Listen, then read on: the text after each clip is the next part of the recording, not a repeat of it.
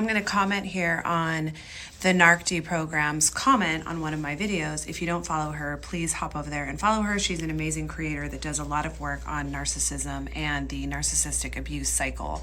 She basically says that the idea that only people with credentials are allowed to know about things like narcissism, that idea needs to go. It's antiquated.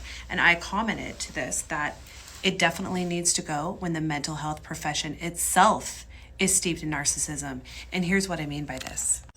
We as a society have problems with the pressures around us, the pressures of patriarchy and capitalism and this unsustainable go, fast-paced society that is so focused on production that it literally harvests our life force energy, and we are not left with any time to create or follow our passions or dreams or do things that actually bring meaning to our life.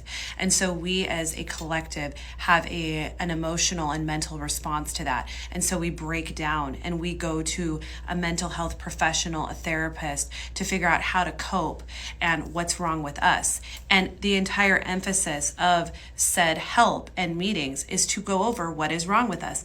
In many cases, the DSM-5 is pulled off of the shelf, and the mental health expert is then telling us what mental health disorder we have, and then throwing a prescription at us, passing the prescription along to us to then go medicate ourselves so that we can numb ourselves and continue in the system that hurt us in the first place. It is a gaslighting of the victim. It is telling the victim that it is their fault that they're having a problem with the society and the way that it's set up. In many cases, you will go to marriage counseling with a narcissist or an abuser, and equal deference is given to both parties. In fact, the therapist is often terrified to call out the abuser or the narcissistic person, and the fault is put on the victim. And especially in religious Christian settings, the woman is expected to change her expectations, lower her expectations. Don't ask so much of your husband. Give him some gratitude. Give him some grace.